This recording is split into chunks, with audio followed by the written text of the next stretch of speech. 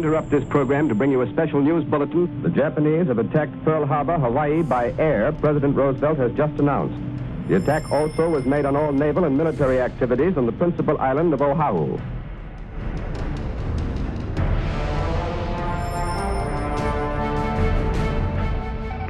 We may have to give up by noon. We don't know yet. They are throwing men and shells at it, and we may not be able to stand it.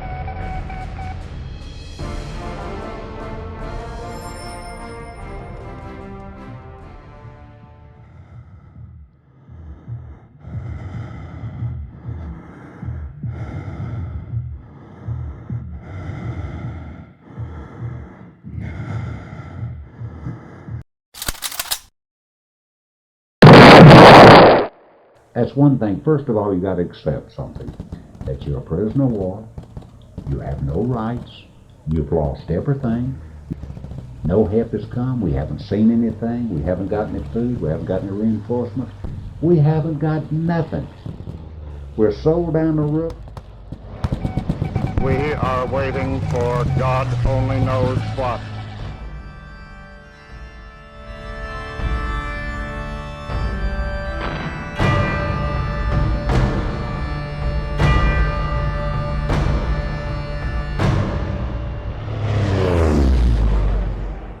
Within hours of the attack on Pearl Harbor, the Japanese bombed American air bases on the island of Luzon in the Philippines. By the beginning of January 1942, American troops were defending the Bataan Peninsula on the western side of Manila Bay. What transpired over the next several months was the beginning of the end for many of the 80,000 men called upon to hold this mountainous terrain, a landscape cut by steep ravines and impenetrable jungles. Americans and their Filipino allies somehow managed to hold out against overwhelming odds. In fact, they were fighting two wars, one with a well-fed, well-equipped enemy streaming toward them, and another more personal war against intense tropical heat, a dwindling supply of ammunition, starvation rations, malaria, dysentery, and a host of other tropical diseases that gave no quarter. As on-the-scene war correspondent Frank Hewlett put it so tersely, "We are the battling bastards of Bataan. No mama, no papa, no Uncle Sam. No aunts, no uncles, no cousins, no nieces. No pills, no planes, no artillery pieces. And nobody gives a damn." Let me tell you something really comical. It wasn't comical then. During the Battle of Bataan, some troops resorted to eating their own supply train, which was a cavalry unit. We eat up the 26th Cavalry. Is it? Ate the whole cavalry up. Listen, the 26th Cavalry was a horse outfit. Yeah. They had packed mules. Them scouts would rush them Japanese in a rice paddy. They'd sugarcane fields, they'd get on them horses, take right off after them Japanese. They were good fighters, them scouts were. The other time one of them horses got killed in our artillery barrage, we got a chunk of it. We eat everything but the saddles. 1,800 horses.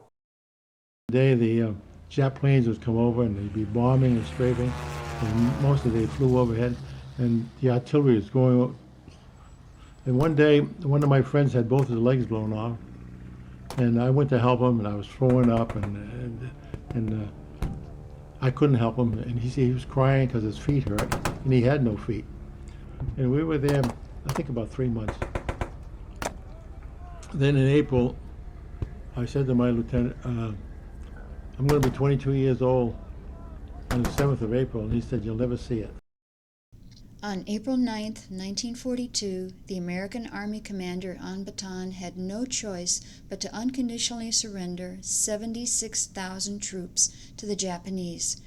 12,000 of them were Americans. It was the largest surrender of U.S. troops in American history. During the devastating hardships on Bataan, moments of bravery surfaced, even in a rudimentary Bataan hospital setting. Well, Colonel Gillespie, who was commandant of the camp, he protested vigorously about the Japanese taking the food and the medicine, what was left for themselves. The Japanese officer that was stationed in the hospital, he threatened Colonel Gillespie several times. He says, don't ever complain to me again. But Gillespie continued to complain. He had showed a lot of courage. And just when it couldn't get worse, it got worse. 72,000 Americans and Filipinos, already emaciated and disease-ridden from their 3-month ordeal in Bataan, started a 65-mile forced march north. It was a march through hell. Japanese soldiers prodded the malaria-stricken prisoners with bayonets and committed random beheadings by the roadside. These desperate men, whose status was now classified as POW, had no food, no water, no medicine, and no hope. Their destination was Camp O'Donnell. For many, their personal destiny was death on the road, or hoping for death to come quickly. Only 54,000 reached Camp O'Donnell. 5,000 to 10,000 Filipinos and 700 Americans died trying to get there. After the surrender, though, it was unbelievable the way men was treated. I mean, you couldn't understand that men, some of them on crutches, some of them barefooted, some of them had dysentery, walking along the road, blood running down their legs. And they'd stop us every few minutes. They'd congregate, put us in columns of groups of 100 with guards on each side. A lot of men, it fell out, they shot them beside the road, or ran a bayonet through them right there. Some of them take off out across the field, the guards would shoot them. They even buried some of the Filipinos about half dead. They'd make somebody else dig a hole, beat them in the head with a shovel and bury them alive and pack of dirt on them. Hey, you're talking about a nightmare. It was a nightmare, but you built a shell around you and you lost your emotions and you was more like a robot, that somebody was commanding you to do things. Well, they made us go down to Marvelis and line up on the airstrip down there.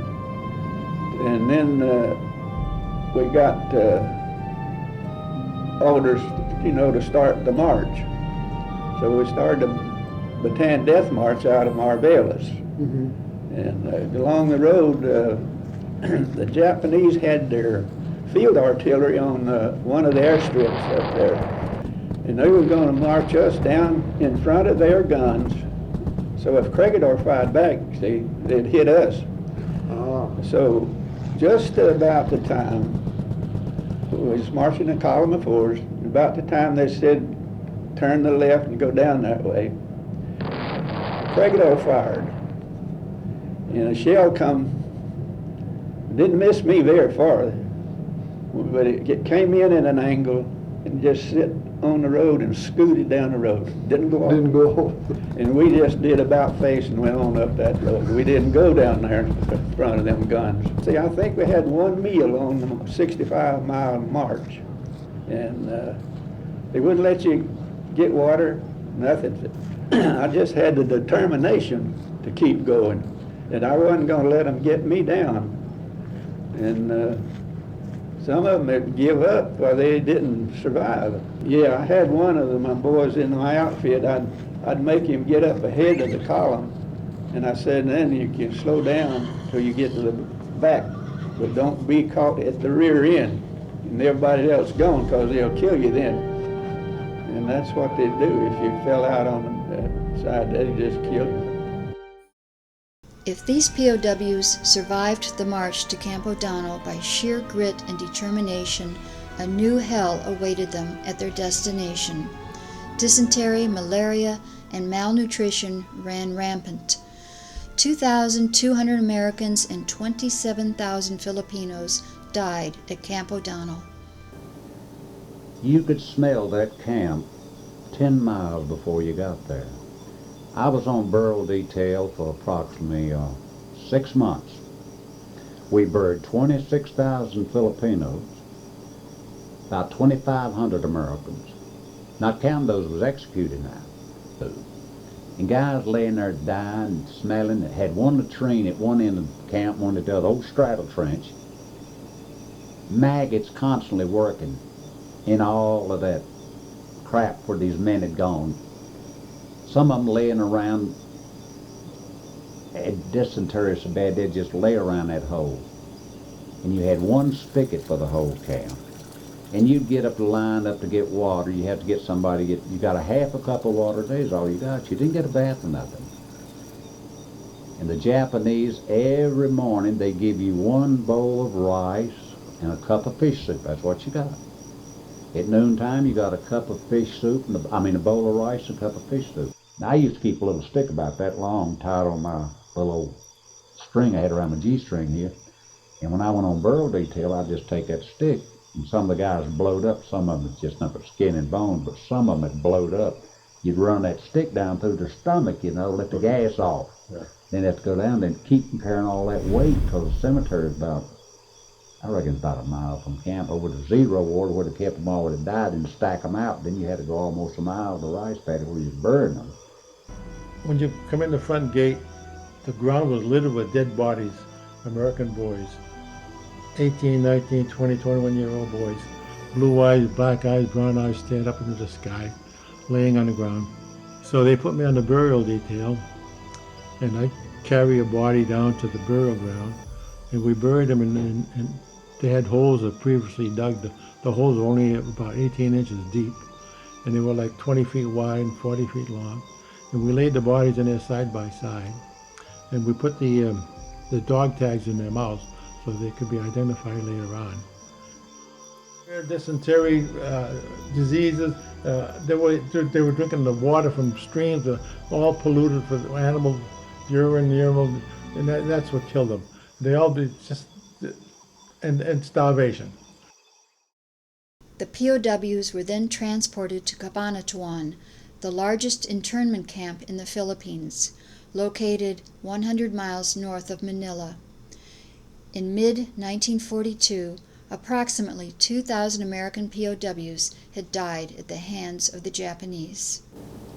The guys are nothing but skin and bones. Now, people have read about the Holocaust. They've seen films about the Holocaust, but they've never seen films of the atrocities in the Southwest Pacific. It's never been published. It's never been published. And I stayed in Cabana II for about, I'd say about 4 or 5 months. We buried 2,500 Americans there. But then when it rained, you had to go cover them back up because the bodies, be sticking up, be on arms sticking up, or leg. It wasn't too much dirt you could put on them anyway, because rainy season, their body kind of, you'd have so many in a hole. We had men that tried to commit suicide. They'd cut their wrists and crawl up under old Nipa hut. Monkey meat just like a baby. You skin a monkey, looks just like a newborn baby. You put him down in a pot, don't make no difference. He's eatable. Pythons, small pythons, you can eat them. Iguana lizards all over the Philippines, you can eat them. Now you can dig up under a bamboo tree and the sprouts, same thing. You go to a restaurant and get these Chinese joints. See? Now to get your iron, what you do is find rusty nails and put them in a jar and fill it up with water and shake it and hide it somewhere. Then 3 days after all that rust gets off them nails, you drink that rust. That's natural iron. After we'd arrived there, all those people from O'Donnell came in, and they were more like specters than men. They were in one awful shape. And we had starvation, disease, and of course the hospital personnel themselves were not in very good shape either. We had in one triangle, we had the diphtheria ward, we had the dysentery ward where the terminal dysentery patients were taken because they were just skeletons. Well,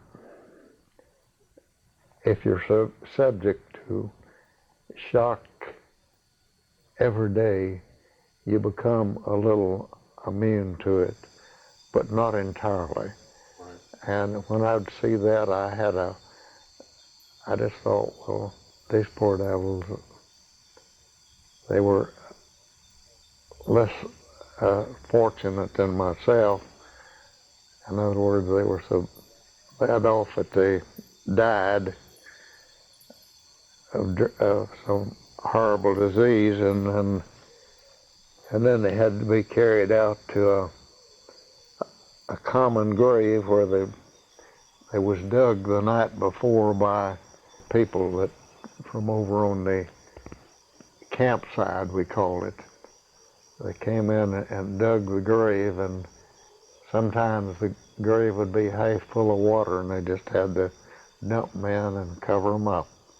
I became very, very sick now. I had the dysentery and malaria. I became very, very sick with malaria. So they sent me over to the hospital side. And when I went over to the hospital side, they came up, the Japanese brought in some liquid quinine. It's the most awful thing in the world. But I drank it, and it saved my life, because it's the only thing I had to cure the malaria. Now I'm 23 years old now, and it's rainy season. The rain is pouring down. I weigh 75 pounds. I slept on bamboo. They had little bamboo huts, and I slept on bamboo. And when you get up in the morning, the guy next to you would be dead. The next day, the guy on the other side would be dead. To death, I was surrounded by death all the time. And I had dysentery, so it was rainy season. The rain was pouring down. So I ran. Now they had these outhouses. They were just wooden boxes over a hole in the ground. Well, the thing collapsed, and then I went into the manure. And I come up, and now all I had on was a G-string and no clothes, just a G-string. So I lost my G-string. I'm completely naked. It's 3 o'clock in the morning.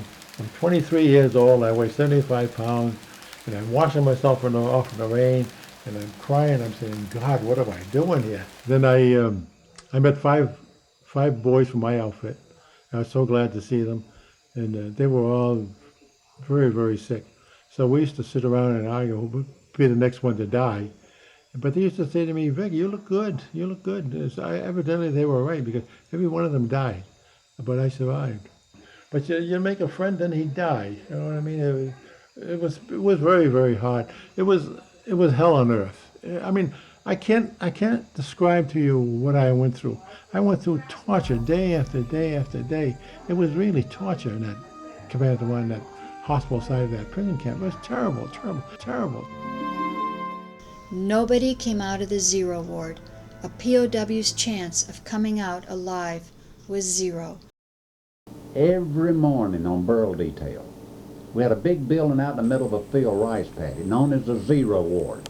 Every man was dying, they moved him in there, laid on old carpet, grass mats, nothing but flies and filth, and you could smell it, that human waste all over them. Flies that big all over. Ulcers on their legs, tropical ulcers like that, and some of them you'd bury the maggots working down in the ulcers. And I was small, and we'd dig a hole, and you could put 100 bodies, but you didn't burn anybody with clothes on. With clothes was scarce. You didn't know if you was burning a captain, or a colonel, or a private, or a corporal. Everybody went in the same grave. No identification. We had no dog tags. They took everything we had. The only thing we had was a prison number. I don't believe that they ate half of what was given to them. Yeah. Some of them were too weak to even lift a hand. I remember a couple of those soldiers that were dragged out and hosed down, lying there in the sun, and somebody walked by and threw a cigarette butt on the ground, and those poor devils weren't in their right mind, and they fought over that cigarette butt, and in 10 minutes, both of those guys were dead. Ironically, the zero ward was the one refuge for the POWs at Cabana II. Japanese guards feared to go there. And you didn't see a Japanese around anywhere. That was a relatively safe place to be, because the Japanese didn't come around. Escaping from these camps was pointless. The men had little strength to make the attempt, and their skin color betrayed them. They could not blend in with the Filipinos, and for every POW who made the attempt to run off into the jungle, 9 others were executed. They put us in 10-man squads. One man escaped, they shot the other 9. So, see, psychologically, here's what they're doing. If you're in this squad, you better keep an eye on the other men. See, that's the way they do. If one man escaped, you better go with them or you're gone. Now, when they executed the officers, they didn't ever shoot the officers much. They beheaded them. They put them in 10-man squad. If one of them escaped, they shot the other 9. Right. And if they're in the building where you slept, if one escaped, they took 4 off of one side and 5 off the other side and execute them. One of them became so thirsty and that he was almost crazed. He broke loose and tried to run to a spigot to get a drink of water, and they beat him unmercifully too. They tied him back, and the next morning, and they took him away and from the camp and murdered him outside the camp. I don't know. I wouldn't even guess where they buried him or what happened. Some heroic acts a POW never forgets. There was a sergeant from my ward that went through the fence along with a couple of other people. He was foolish enough to go into 13 miles away, go into a canteen in this Filipino town. They caught him. He should have been miles away, and they brought him back. And when they brought him back, they lashed him to some posts outside, just near the gate. Kept him there for 24 hours. Early one morning, the Japanese brought him and 2 or 3 others that had gone through the fence and got back. For each one of them, I had a firing squad. I remember very vividly, he came just opposite the kitchen, what we call the kitchen. The Japanese walked up to the kitchen, and some of the windows were held up by cords. And he took his bayonet and cut the cord, removed the cord, and went and tied his hands behind his back. As he went by, he smiled at me and winked, and didn't see. He was red-headed, had a lot more guts than I would ever summon. Firing squad shot him in the back of the head, and he fell into his grave. And they made us all march out there to witness. Torture was a common sight. The POWs were forced to watch atrocities committed on other captives, and they were powerless to do anything. These souls of despair became immune to witnessing torture and death. They had become numb to life. Then they put me in solitary confinement out behind the camp. It was just a big old thing made out of tin, the top. You couldn't sit up, you couldn't stretch out, you urinated down through the bottom. They'd say give you a cup of rice. And I sit in that thing for 30 days. They bring them up at the front gate and they tie them, their hands back to the back of their knees and kneel down, and then they be there 24 hours a day in and day out, and they beat them with clubs and rifles. They went by, and then they starved them to death, and they just die right there. What a cruel thing to see, and there's nothing we could do about it. Dysentery, malaria, diphtheria, beriberi, tropical skin diseases, and tuberculosis were always present. There was no escape from having some form of one of these illnesses. that all laid waste to the human body. That is, if the POWs were fortunate enough to survive the devastating effects of these diseases. Had to be operated on for appendicitis or gangrene. They usually died from shock because they used big hack blades, just like they did in the Civil War. You didn't have ether or nothing like that. There's no quinine. And remember, sulfa drugs where your penicillin. We had none of that. We had none of this modern medicine. You just couldn't make it. I'd go around where they cook rice at an old big pot, and I'd get that charcoal and eat it. You know, I'd eat charcoal. You see, charcoal will stop, stop diarrhea. It won't kill dysentery though, because you've got to have sulfa drugs. You've got to have an antibiotic in your system to kill dysentery. Then guys had this malaria, the brain seed rule of malaria, you know, they go out of the head. And, they go crazy. And I had malaria, but I'd be freezing to death. Temperature would be 104 degrees outside. I'd lay down that grass mat, freezing to death. Japan looked to these prisoners as sources of labor. From 1942 to mid-1945, more than 126,000 Allied POWs were transported to Japan and other conquered territories in rusty cargo ships to serve as forced laborers. Japanese guards stuffed POWs into holds with little air, food, and water, and they had no sanitary facilities. These ships were unmarked and therefore easy prey for American planes and submarines. Many of these so-called hell ships, each transporting hundreds or up to 3,000 Allied POWs, were tragically sunk by American bombs and torpedoes. More than 21,000 men died on these Japanese hell ships. Oh, listen. Guys screaming, guys hollering. My God, I said, hey man, this is the end of the world. And but I always put a little humor to it. You know, you got to have a little humor. And I tell guys, listen, if you don't eat that rice, you ain't going home. I said, brother, you better get with it. Be white worms and old stuff had been stored in. Eat worms, no. You got down in the hole there and you wasn't supposed to get out. You was also down in there. It was really no secret that they were going to send us.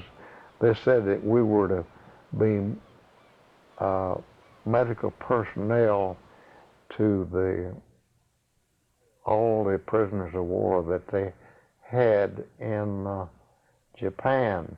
In that group, there were a number of dentists and a number of doctors, and there were 10 dentists, 40 doctors, and the rest of the 150 were corpsmen. The day came, they didn't announce the day, they just told us that they were going. Mm-hmm. And we got on a boat. It was the NRO Maru. Mm-hmm. We were down in the hold, and a couple of times a day they would lower a bucket with rice in it and a bucket of tea. And I don't know whether they used the same buckets or not, but we had to, they'd have something off in the corner. It was attached to a rope to put your excrement in. Yeah. And they'd pull that up with a rope and dump it over the side of the boat. And twice a day, though, we would get tea and rice. The hatch to where we were, and we could hear the sound of guns. The story was that a ship or two in our convoy had been hit, but we weren't hit. But we could hear the guns. If the boat had been sunk, we would have gone down with it, since we were in, the hatch was sealed, yeah. They had these toilets overhanging the water. And you'd go up and you'd sit on that, but you were always scared to death that it might come loose and you'd land up in the Pacific. They came one day, this I think was probably late 1943 or early 1944. They took me and a bunch of other guys and they put us on a hell ship in Manila. This hell ship, they put us, it was just a freighter, and it was just the top deck where the Japanese were, and we were down in the hold. And the hold was just the bare bottom of the ship, and then there were bags of grain in there. And so they took me and down the hole I went, and they had boxes strapped to the side of the ship with ropes. They tied all the rope, and that was our bathroom. We go up there and climb over the rail and hang and do our duty over the sea. Oh, I'm going to sleep on top of the grain bag so it'll be softer for me than sleeping on the floor. Well, that's the worst decision I ever made, because in no time at all I was covered with body lice, and they were breeding in those grains. So all day long I'd be full of body lice. I'd be cracking between my head, cracking between my head, and they were killing me. And so one of the boys said, "Vic, you have to get that off those grain bags and get down on the floor." So now that ship, that hell ship, that trip from the Philippine Islands to Japan, normally maybe a 4 or 5 day trip, we were on that goddamn ship for 3 months.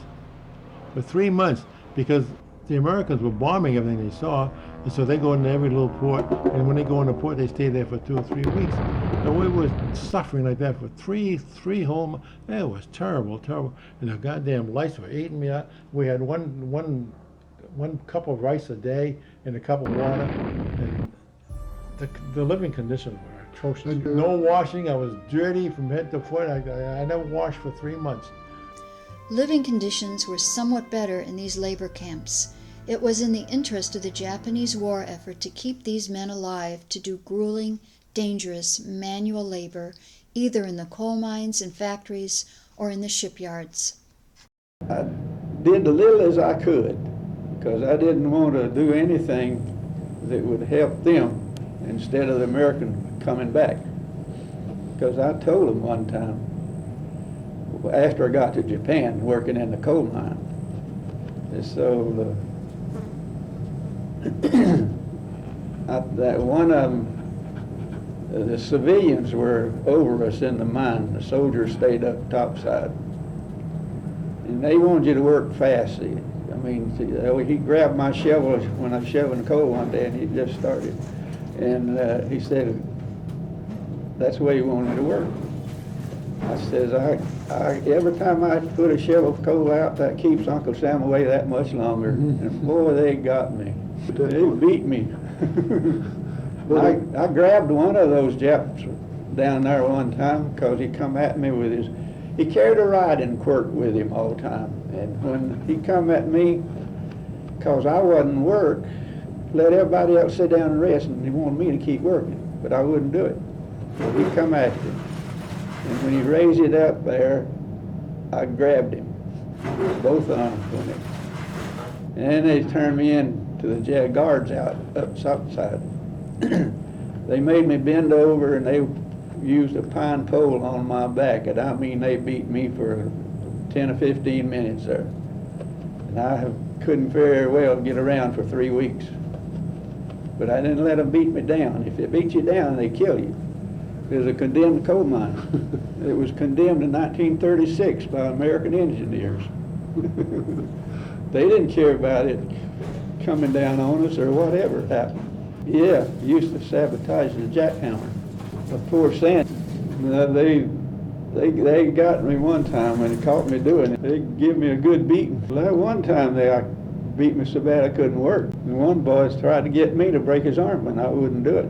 They'd get him out of work in a while, yeah. One of our own told the Japs what was happening. Japs thought it was accidents, but one of our own soldiers told the Japs that it was not accidents, they was doing it. So when it got so much, they told them, says, anybody comes in with a broken leg, we cut it off. If you broke your arm, you cut it off. And that stopped it, see. Our diet there was rice, boiled rice, and some greens. They'd send out groups of people to the mountainside to pick certain kinds of greens that were out there. And we occasionally would get dried fish. When they put those fish out to dry, they'd be, flies could get to them, and we had, and some of it was covered with maggots, but you'd brush the maggots off and eat, because that was, didn't get it very often, but that was the only protein we got. The Japanese, there was one interpreter there who had been worked for some whole company in New York, and there was one we called Chunky who had lost his arm in the war in China, and one or two others, but Chunky once in a while would, if somebody didn't move immediately, he would haul off with his arm and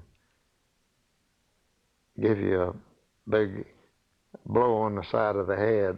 And so finally they pulled into Moji, Japan, and we were all in rags, and skin and bones and rags.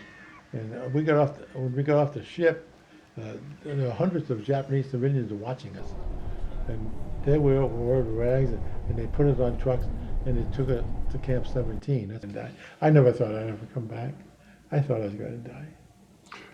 You never got any rice like you see. It's all red and coarse, but I ate it and I loved it because that's what was keeping me alive. Then I worked in a coal mine, and when I went to the coal, the Japanese guards would take us out and they would march us to the mine, the soldiers. And then when we got to the coal mine, you'd go in and you'd change. They'd take all your clothes off, and all you put on is a G-string and some rubber-toed shoes. You put those rubber-toed shoes on, and then you had a hat with a light on it, with a belt coming down to your battery. You tied it in the back of your G-string, and that's where I worked practically naked. So we went into the tunnels. Well, that's what it was. And the water dripping down. We'd go down in these tram cars down to the bottom. It was quite a ways down. And then there's all these kabokes, we used to call them, wooden poles with holding the ceiling down, and everything was collapsing, and the rocks had come crashing down. And we'd walk through them probably a mile of tunnel, then we'd get to where. And my job was to build a yumuk. And a yumuk was a Japanese word for, see the shift before would be the coal mines. They go in and they shovel the coal, put the coal in the car. And my job was to, after they moved on, my job was to reinforce it. So I'd build these stone walls with any poles I could find, and I became very adept at it. So they made me like the foreman of my crew. Individual morale, group morale, American morale were long gone, left on the roadside on Bataan. Morale, there was no morale. That's all you was. You were just a number. That's all you was. Nothing else. Many POWs focused their daily agony on military leaders they felt had abandoned them. I always use this phrase. They sold us out in the South Pacific, and I always blame George Marshall. And I hate to say that, but I blame George Marshall for it. He says we can't take care of the Pacific. Europe is our main objective. I worked in a coal mine. We tried to get money. MacArthur said, no, don't. They sold to the Japanese when they signed the peace treaty. He said, you don't know why POWs. Imagine what I went through and they don't owe me anything. I never got a penny from the Japanese, not a penny. I was 65 years old before I got my disability. As American forces drew ever closer to the home islands, Japanese authorities issued a new order dated August 1st, 1944. It read, "The moment American troops set foot on the sacred soil of Japan, all POWs are to be put to death." If the Americans ever invade Japan, which it was already forming in Okinawa, getting ready for the invasion, every American prisoner of war, every British prisoner of war, everyone will be put to death, either by firing squads, gas, or fire. If the Americans invade Japan, all prisoners of war will be executed. To the American soldiers, sailors, airmen, and Marines preparing for the final bloody invasion of Japan, the atomic bombs dropped on Hiroshima and Nagasaki shortened the war. To the POWs, those bombs were their salvation. Now, a lot of people says today, why did we drop that bomb on Japan? Let me tell you something, I wouldn't be here today if it wasn't for that. If the Americans had invaded Japan, there wouldn't have been a prisoner alive. The morning they dropped that bomb, he lined us up, pulled out that saber. He walked up and down that line in black boots, just a-clicking, just walking up and down the line. I'm standing up in the front rank. I'm just standing there, just standing. He says, "Keynote." That was yesterday. American, he's Skokie plane, American plane. B-NEGQ, B-29. She's a Bokashi, small bomb. Everything go. And I wonder what in the world it was. You know, I done been locked up, no communications, no letters, no nothing, everything, you know. But what it was, the atomic bomb had destroyed the whole city. We didn't know it. I think it saved my life. The atomic bomb, but they killed thousands and thousands of Japanese. I don't know if it's worth it, you know, but it did save my life.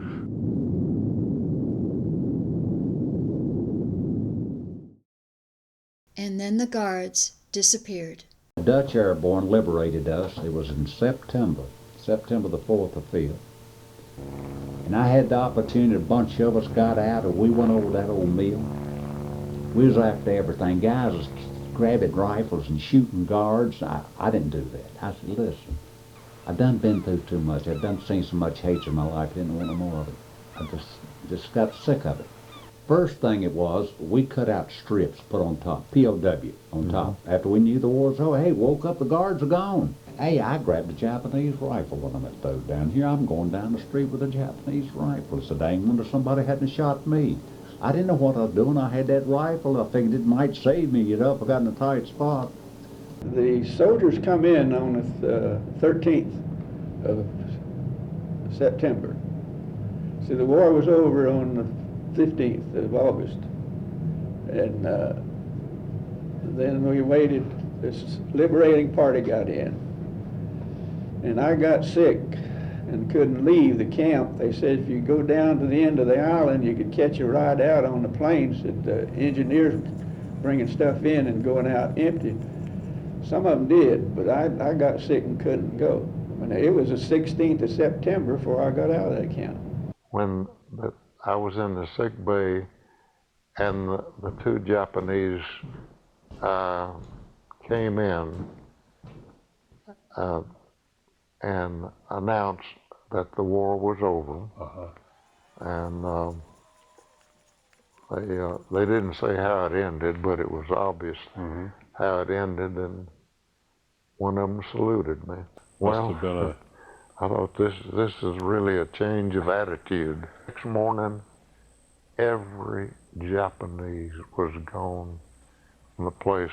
There was one sergeant there. They called him Dopey, and his chief occupation was go around hitting the prisoners, hit them on the side of the head, and then after the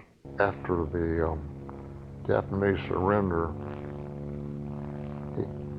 before he left, he'd come around the camp and beg some of the guys to hit him. He wanted an even exchange. That he was afraid some of them were going to kill him, I think. Yeah. But 2 days later, the old colonel that I spoke of before came, stood up on the high bank above us, and we were all lined up, and he gave us a lecture on the terrible things we had done, our violation of the Geneva Convention. And I didn't, such an atrocity, I didn't know then he was talking about the atomic bomb. I heard plane motors. I looked up in the sky and just sees the sun glinting off the wings of an airplane. There was American airplanes going over, and then I looked and I saw a big plume of smoke over Nagasaki. Now, I didn't know at the time what it was, but that was the atomic bomb. And about 4 days after that, I was in a coal mine. I was building my UMUC, and the civilians, the Bataan just told everybody out, everybody out, everybody out. So we went out, and there I was, I got my G-string and my hat and my rubber-toed shoes, and I'm free. The war is over. When the war was over, now here come the American plane, and they're dropping 50-gallon drums full of food, and the drums were breaking off of the parachutes, and the cans were flying, and they were killing the prisoners. And Oh, geez. the cans of ham were killing guys. I got on the ground. I said, I'm not that dumb. Well, then one of the fellows said, the Americans have landed at a city south of where we were. So 4 of us got together, and we said, off we went. We went to the train station in the city. We got down to where the Americans were, and they fed us bread. I hadn't had bread 3.5 years. I couldn't get enough bread. Being a POW was a great equalizer. Everyone was sick. Everyone suffered physical and mental torment. Everyone experienced dehumanization of the body and spirit. It was survival of the fittest, and it was all about food. Now, believe it or not, all humans are alike. There's a certain level you could reach, you can't go no farther. But when you become a prisoner, there's no rank, nothing to do in the first part of the war. When they come at night time, the garbage from the Japanese, and dump it over the fence where you're at, officers, enlisted men would fight over it. Everybody was down to rock bottom. There was no rank. There was no rank the first year. Until about the second year when they began to organize, where a man was respected for this and the officer. The first year, it was dog eat dog. For many POWs, the ability to survive in a day-to-day, nightmarish situation had nothing to do with religion, patriotism, or family. To get through one more day was each man's goal. You serve 1 year in that and you become hard. You have no emotions, no feelings, no nothing. The only thing you got in the back of your mind is one little key word, is survival, survival, survival.